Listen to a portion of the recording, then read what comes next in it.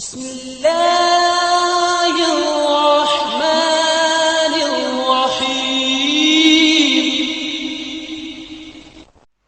بسم اللہ الرحمن الرحیم۔ السلام علیکم۔ آج آپ کا میزبان ڈاکٹر کاشف بشیر تفہیم القرآن سیریز کی قسط نمبر 344 کے ساتھ آپ کے سامنے حاضر خدمت ہے، جس میں ہم انشاءاللہ العزیز سورہ نمل کی آیت نمبر 27 سے 39 تک کا ترجمہ اور تفسیر آپ کے سامنے پیش کریں گے، اور اس حصے کا موضوع ہے حضرت سلیمان علیہ السلام کا خط۔ بسم اللہ الرحمن الرحیم۔ قال سننظر اصدقت ام کنت من الکاذبین۔ ترجمہ: سلیمان علیہ السلام نے کہا، ابھی ہم دیکھے لیتے ہیں کہ تو نے سچ کہا ہے یا جھوٹ بولنے والوں میں سے ہے۔ اذهب بکتابی ھذا فألقه الیہم ثم تول عنہم فانظر ماذا یرجعون۔ ترجمہ: میرا یہ خط لے جا اور اسے ان لوگوں کی طرف ڈال دے، پھر الگ ہٹ کر دیکھ کہ وہ کیا رد عمل ظاہر کرتے ہیں۔ تفسیر میں آتا ہے، یہاں پہنچ کر ہدہد کا کردار ختم ہوتا ہے۔ اقلیت کے مدعی حضرات نے جس بنا پر اسے پرندہ ماننے سے انکار کیا ہے وہ یہ ہے کہ انہیں ایک پرندے کا اس قوت مشاہدہ، قوت تمیز اور قوت بیان سے بہرہ ور ہونا بعید از امکان معلوم ہوتا ہے کہ وہ ایک ملک پر گزرے اور یہ جان لے کہ یہ قوم سبا کا ملک ہے، اس ملک کا نظام حکومت یہ ہے، اس کے فرما روا فلاں عورت ہے، اس کا مذہب آفتاب پرستی ہے، اس کو خدا واحد کا پرستار ہونا چاہیے تھا مگر یہ گمراہی میں مبتلا ہے، اور اپنے یہ سارے مشاہدات وہ آ کر اس وضاحت کے ساتھ حضرت سلیمان علیہ السلام سے بیان کر دے۔ انہی وجہ سے کھلے ملاحدہ قرآن پر یہ اعتراض کرتے ہیں کہ وہ اور قرآن کی عقلی تفسیریں کرنے والے اس کے الفاظ کو ان کے صریح معنوں سے پھیر کر یہ ثابت کرنے کی کوشش کرتے ہیں کہ یہ حضرت ہدہد تو سرے سے کوئی پرندے تھے ہی نہیں، لیکن ان دونوں قسم کے حضرات کے پاس آخر وہ کیا سائنٹیفک معلومات ہیں جن کی بنا پر وہ قطعیت کے ساتھ یہ کہہ سکتے ہوں کہ حیوانات اور ان کی مختلف انواع اور پھر ان کے مختلف افراد کی قوتیں اور استعدادیں کیا ہیں اور کیا نہیں ہیں۔ جن چیزوں کو وہ معلومات سمجھتے ہیں وہ در حقیقت اس نہایت ناکافی مشاہدے سے اخذ کردہ نتائج ہیں جو محض سرسری طور پر حیوانات کی زندگی اور ان کے برتاؤ کا کیا گیا ہے۔ انسان کو آج تک کسی یقینی ذریعے سے یہ معلوم نہیں ہو سکا کہ مختلف قسم کے حیوانات کیا جانتے ہیں، کیا کچھ دیکھتے اور سنتے ہیں، کیا محسوس کرتے ہیں، کیا سوچتے اور سمجھتے ہیں، اور ان میں سے ہر ایک کا ذہن کس طرح کام کرتا ہے۔ پھر بھی جو تھوڑا بہت مشاہدہ مختلف انواع حیوانی کی زندگی کا کیا گیا ہے اس سے ان کی نہایت حیرت انگیز استعدادوں کا پتہ چلا ہے۔ اب اگر اللہ تعالیٰ جو ان حیوانات کا خالق ہے ہم کو یہ بتاتا ہے کہ اس نے اپنے ایک نبی کو جانوروں کی منطق سمجھنے اور ان سے کلام کرنے کی قابلیت عطا کی تھی، اور اس نبی کے پاس سدھائے جانے اور تربیت پانے سے ایک ہدہد اس قابل ہو گیا تھا کہ دوسرے ملکوں سے یہ کچھ مشاہدے کر کے آتا اور پیغمبر کو ان کی خبر دیتا تھا، تو بجائے اس کے کہ ہم اللہ تعالیٰ کے اس بیان کی روشنی میں حیوانات کے متعلق اپنے آج تک کے تھوڑے سے علم اور بہت سے قیاسات پر نظر ثانی کریں، یہ کیا عقل مندی ہے کہ ہم اپنے اس ناکافی علم کو معیار قرار دے کر اللہ تعالیٰ کے اس بیان کی تکذیب یا اس کے معنوی تحریف کرنے لگیں۔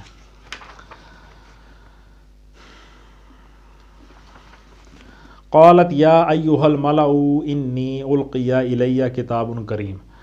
ترجمہ: ملکہ بولی، اے اہل دربار، میری طرف ایک بڑا اہم خط پھینکا گیا ہے۔ انہ من سلیمان و انہ بسم اللہ الرحمن الرحیم۔ ترجمہ: وہ سلیمان علیہ السلام کی جانب سے ہے اور اللہ رحمان و رحیم کے نام سے شروع کیا گیا ہے۔ اللہ تعلوا علی واتونی مسلمین۔ ترجمہ: مضمون یہ ہے کہ میرے مقابلے میں سرکشی نہ کرو اور مسلم ہو کر میرے پاس حاضر ہو جاؤ۔ تفسیر میں آتا ہے، یعنی خط کی اہمیت کئی وجہ سے ہے۔ ایک یہ کہ وہ عجیب غیر معمولی طریقے سے آیا ہے، بجائے اس کے کہ کوئی سفارت اسے لا کر دیتی، ایک پرندے نے اسے لا کر مجھ پر ٹپکا دیا ہے۔ دوسرے یہ کہ وہ فلسطین و شام کے عظیم فرما روا سلیمان علیہ السلام کی جانب سے ہے، اور تیسرے یہ کہ اسے اللہ رحمان و رحیم کے نام سے شروع کیا گیا ہے، حالانکہ دنیا میں کہیں کسی سلطنت کے مراسلوں میں یہ طریقہ استعمال نہیں کیا جاتا۔ پھر سب دیوتاؤں کو چھوڑ کر صرف خدائے بزرگ و برتر کے نام پر خط لکھنا بھی ہماری دنیا میں ایک غیر معمولی بات ہے۔ ان سب باتوں کے ساتھ یہ امر اس کی اہمیت کو اور زیادہ بڑھا دیتا ہے کہ اس میں بالکل صاف صاف ہم کو یہ دعوت دی گئی ہے کہ ہم سرکشی چھوڑ کر اطاعت اختیار کریں اور تابع فرمان بن کر یا مسلمان ہو کر سلیمان علیہ السلام کے آگے حاضر ہو جائیں۔ مسلم ہو کر حاضر ہونے کے دو مطلب ہو سکتے ہیں، ایک یہ کہ مطیع بن کر حاضر ہو جاؤ، دوسرے یہ کہ دین اسلام قبول کر کے حاضر ہو جاؤ۔ پہلا مفہوم حضرت سلیمان علیہ السلام کی شان فرما روائی سے مطابقت رکھتا ہے، اور دوسرا مفہوم ان کی شان پیغمبری سے۔ غالباً یہ جامع لفظ اسی لیے استعمال کیا گیا کہ خط میں یہ دونوں مقاصد شامل تھے۔ اسلام کی طرف سے خود مختار قوموں اور حکومتوں کو ہمیشہ یہی دعوت دی گئی ہے کہ یا تو دین حق قبول کرو اور ہمارے ساتھ نظام اصلاحی میں برابر کے حصے دار بن جاؤ، یا پھر اپنی سیاسی خود مختاری سے دستبردار ہو کر اسلامی نظام کی ماتحتی قبول کرو اور سیدھے ہاتھ سے جزیہ دو۔ قالت یا ایہا الملأ افتونی فی امری ما کنت قاطعۃ امرا حتی تشہدون۔ ترجمہ خط سنا کر ملکہ نے کہا، اے سرداران قوم، میرے اس معاملے میں مجھے مشورہ دو، میں کسی معاملے کا فیصلہ تمہارے بغیر نہیں کرتی ہوں۔ تفسیر میں ہے اصل الفاظ ہیں حتی تشہدون، جب تک کہ تم حاضر نہ ہو یا تم گواہ نہ ہو، یعنی اہم معاملات میں فیصلہ کرتے وقت تم لوگوں کی موجودگی میرے نزدیک ضروری ہے، اور یہ بھی کہ جو فیصلہ میں کروں اس کے صحیح ہونے کی تم شہادت دو۔ اس سے جو بات ظاہر ہوتی ہے وہ یہ کہ قوم سبا میں بادشاہی نظام تو تھا، مگر وہ استبدادی نظام نہ تھا، بلکہ فرما روائے وقت معاملات کے فیصلے آیان سلطنت کے مشورے سے کرتا تھا۔ قالوا نحن اولو قوة واولو باس شدید والامر الیک فانظری ماذا تأمرین۔ ترجمہ انہوں نے جواب دیا، ہم طاقتور اور لڑنے والے لوگ ہیں، آگے فیصلہ آپ کے ہاتھ میں ہے، آپ خود دیکھ لیں کہ آپ کو کیا حکم دینا ہے۔ قالت ان الملوک اذا دخلوا قریۃ افسدوها وجعلوا اعزۃ اہلها اذلہ وکذالک یفعلون۔ ترجمہ ملکہ نے کہا کہ بادشاہ جب کسی ملک میں گھس آتے ہیں تو اسے خراب اور اس کے عزت والوں کو ذلیل کر دیتے ہیں، یہی کچھ وہ کیا کرتے ہیں، اسے خراب اور اس کے عزت والوں کو ذلیل کر دیتے ہیں۔ تفسیر میں ہے اس ایک فکرے میں امپیریلزم اور اس کے اثرات اور نتائج پر مکمل تبصرہ کر دیا گیا ہے۔ بادشاہوں کی ملک گیری اور فاتح قوموں کی دوسری قوموں پر دست درازی کبھی اصلاح اور خیر خواہی کے لیے نہیں ہوتی، اس کی غرض ہی یہ ہوتی کہ دوسری قوم کو خدا نے جو رزق دیا ہے اور جو وسائل و ذرائع عطا کیے ہیں ان سے وہ خود متمتع ہوں اور اس قوم کو اتنا بے بس کر دیں کہ وہ کبھی ان کے مقابلے میں سر اٹھا کر اپنا حصہ نہ مانگ سکے۔ اس غرض کے لیے وہ اس کی خوشحالی اور طاقت اور عزت کے تمام ذرائع ختم کر دیتے ہیں۔ اس کے جن لوگوں میں بھی اپنی خودی کا دم داعیہ ہوتا ہے انہیں کچل کر رکھ دیتے ہیں۔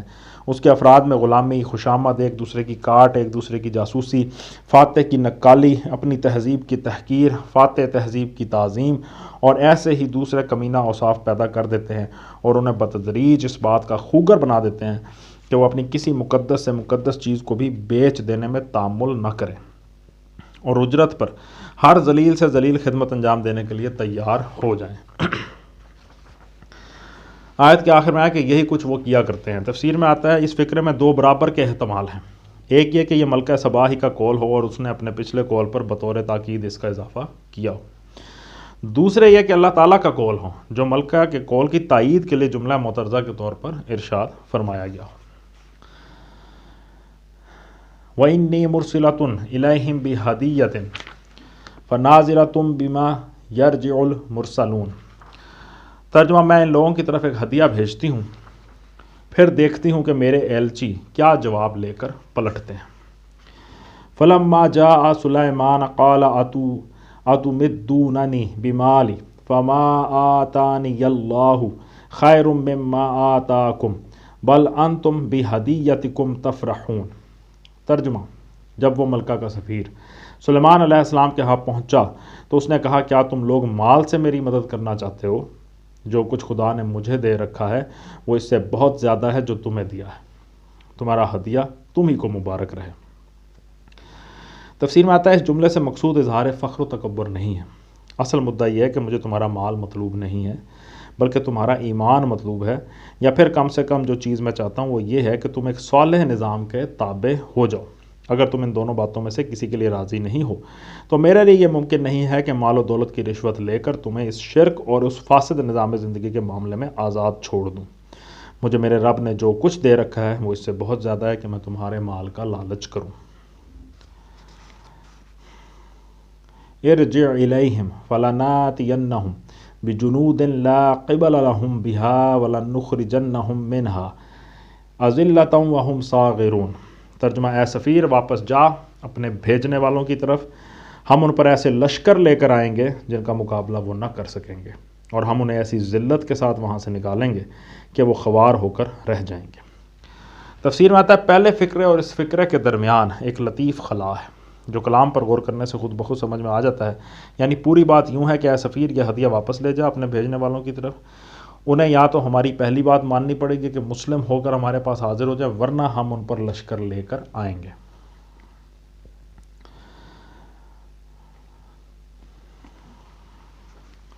قال یا ایھا الملأ ایکم یاتینی بعرشھا قبل ان یاتونی مسلمین۔ ترجمہ سلیمان علیہ السلام نے کہا، اے اہل دربار، تم میں سے کون اس کا تخت میرے پاس لاتا ہے قبل اس کے کہ وہ لوگ مطیع ہو کر میرے پاس حاضر ہوں۔ سلیمان علیہ السلام نے کہا، تفسیر میں آتا ہے بیچ میں یہ قصہ چھوڑ دیا گیا ہے کہ سفارت ملکہ کا ہدیہ واپس لے کر پہنچی اور جو کچھ اس نے دیکھا اور سنا تھا وہ عرض کر دیا۔ ملکہ نے اس سے حضرت سلیمان علیہ السلام کے جو حالات سنے ان کی بنا پر اس نے یہی مناسب سمجھا کہ خود ان کی ملاقات کے لیے بیت المقدس جائے۔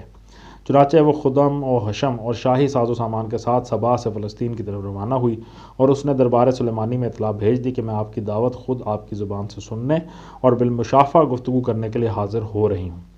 ان تفصیلات کو چھوڑ کر اب اس وقت کا قصہ بیان کیا جا رہا ہے جب ملکہ بیت المقدس کے قریب پہنچ گئی تھی اور 1-2 ہی دن میں حاضر ہونے والی تھی۔ آیت کے آخر میں آیا کہ ان کے حاضر کہ تم میں سے کون اس کا تخت میرے پاس لاتا ہے قبل اس کے کہ وہ لوگ مطیع ہو کر میرے پاس حاضر ہوں۔